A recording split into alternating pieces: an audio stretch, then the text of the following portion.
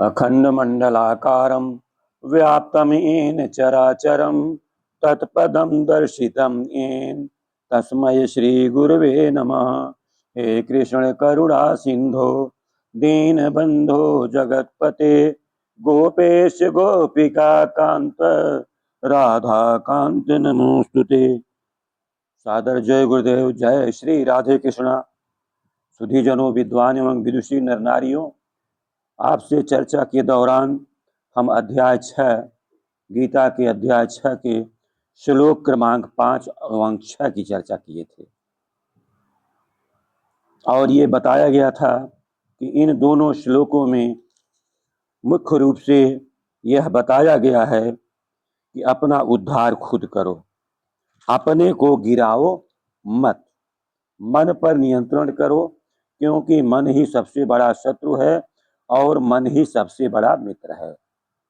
यदि कोई अपने मन और इंद्रियों को नियंत्रित कर लेता है, मन को अपने वश में कर लेता है, उसका गुलाम नहीं बनता है, तो मन उसके लिए सबसे बड़ा सर्वोत्कृष्ट सर्वोत्तम मित्र है।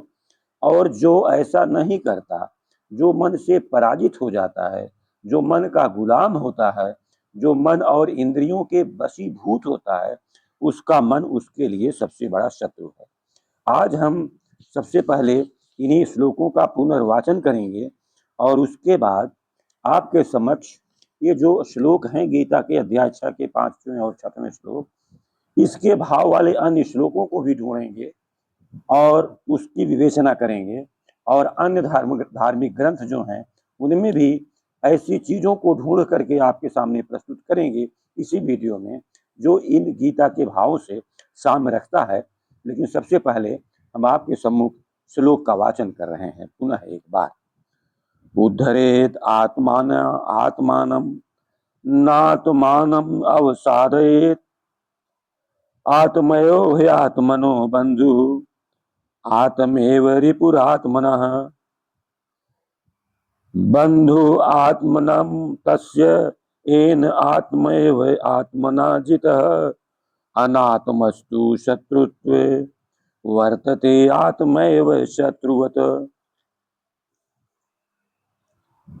इसका जो मुख्य बात है, जो मुख्य सार बात है इन श्लोकों का, वो ये है कि अपने द्वारा अपना उद्धार स्वयं करो, खुद को गिराओ मत, अपना अधः पतन मत करो।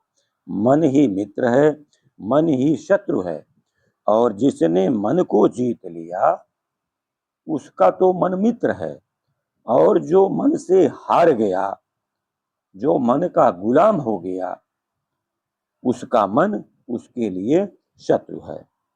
इसी भाव के अन्य श्लोक गीता में ही प्राप्त होते हैं। अध्याय 2 का श्लोक क्रमांक 67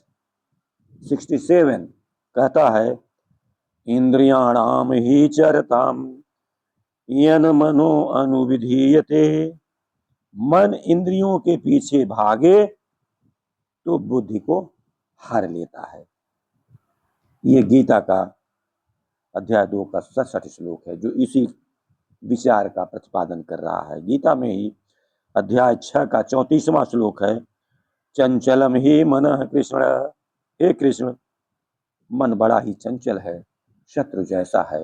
ये अर्जुन कह रहे हैं। सॉरी, कठोपनिषद में श्लोक आया है, आत्मानं रथिनं विद्धि शरीरम रथमेव तु बुद्धिम तु सारथिं विद्धि मनः प्रग्रहमेव च। आत्मानं रथिनं विद्धि, आत्मा को रथी मानो, शरीरम रथ में हो तू, शरीर को रथ जानो, बुद्धिम तू सारथिम बुद्धि विद्धि, बुद्धि को सारथी समझो, और मन प्रग्रह में उच्च, मन को लगाम समझो। लगाम, यदि लगाम ढीली तो काम बिगड़ा, यानी मन को गुलाम बनाना है। ये कठोपनिषद कहता है कि मन जो है यही लगाम है। अगर लगाम कसी तो रथ ठीक ठाक चलेगा,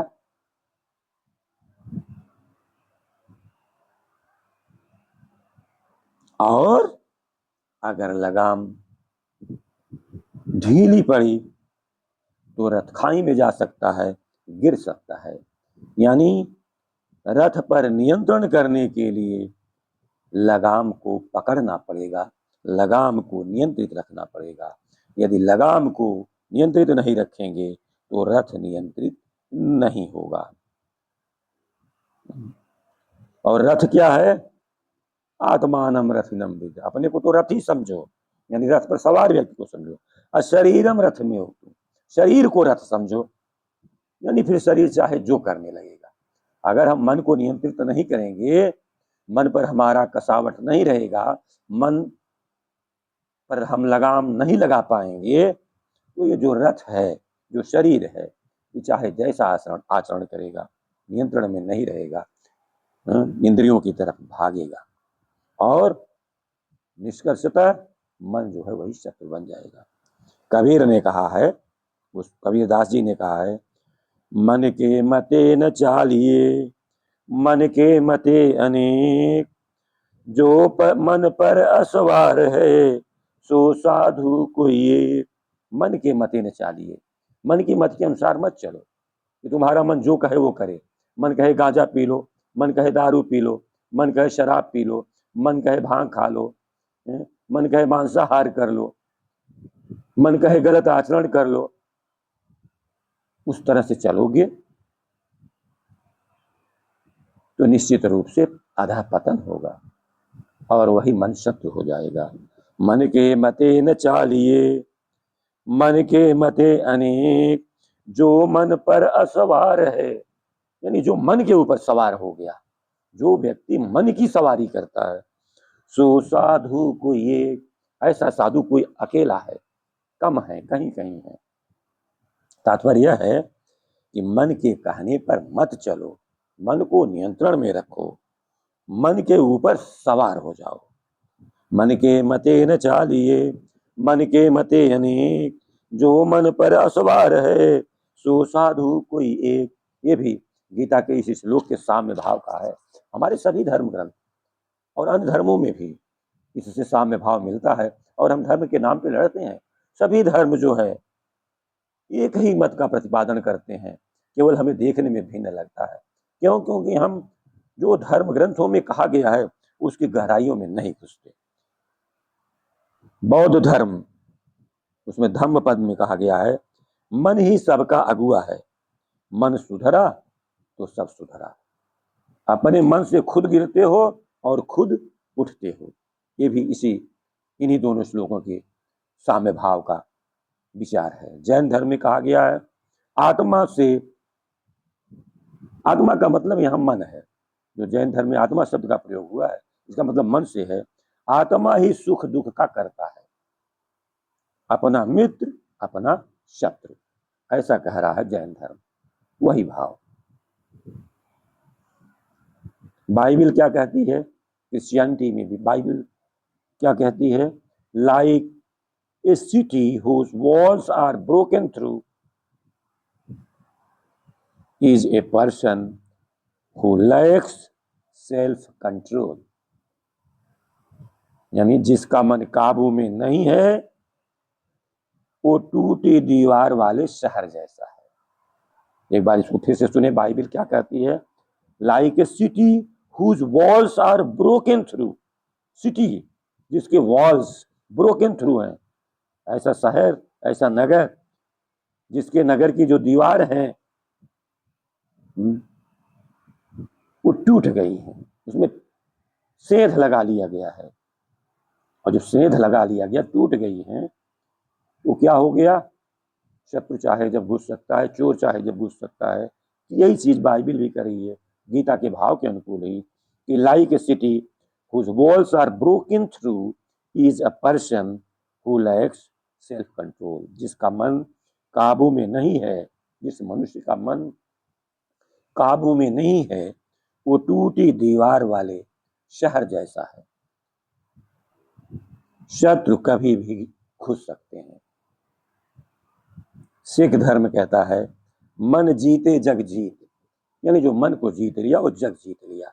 जिसने मन को जीत लिया उसने संसार जीत लिया, ऐसा सिख धर्म कहता है। ग्रीक फिलॉसफी में चलते हैं, जिसमें प्लेटो ने कहा है, the first and the greatest victory is to conquer your self. सबसे बड़ी जीत खुद को जीतना है। यदि आपने खुद को जीत लिया, यदि आपने मन को लगाम लगा दिया, मन को नियंत्रित कर लिया, तो आप सबसे बड़ी जीत गए हैं।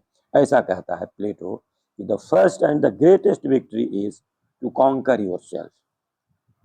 अमृत बिंदु उपनिषद में कहा गया है, मन एव मनुष्याणाम कारणम बंध मोक्षयो बंधाय विषयासक्तम मुक्ते निर्विषयम स्मृतम। मनुष्य के बंधन एवं मोक्ष का कारण मन ही है।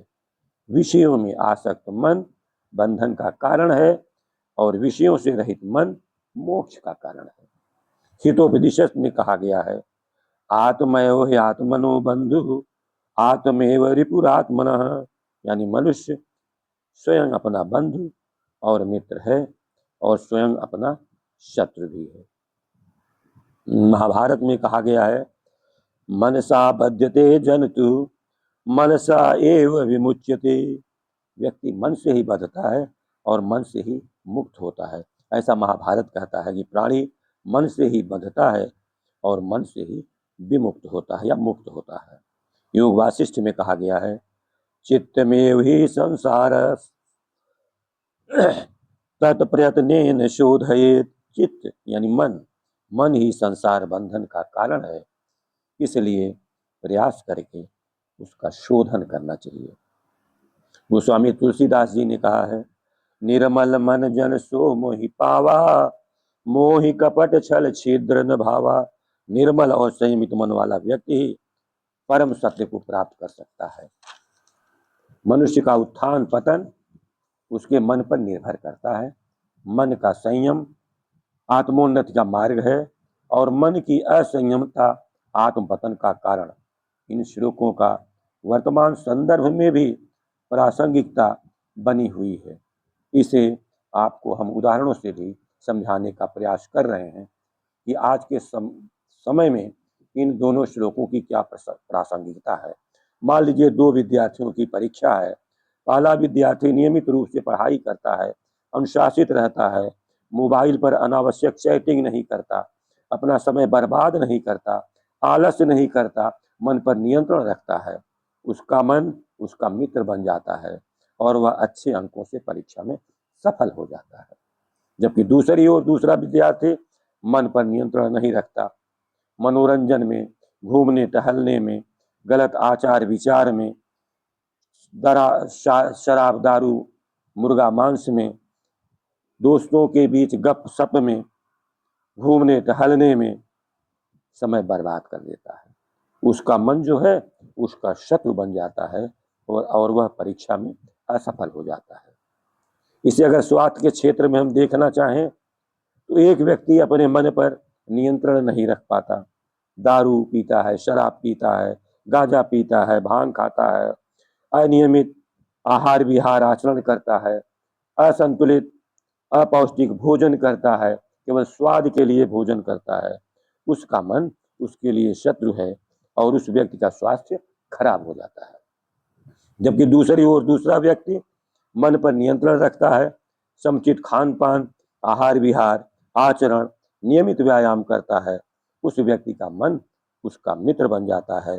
अनुशासित मन उस व्यक्ति को स्वस्थ रखता है।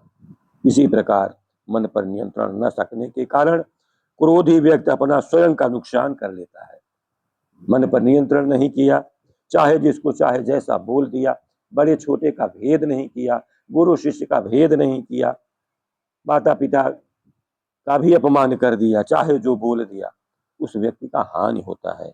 जबकि जो व्यक्ति क्रोध को नियंत्रित करके शांतिपूर्वक सोच विचार कर उत्तर देता है, उसका मन उसके हित में काम करता है।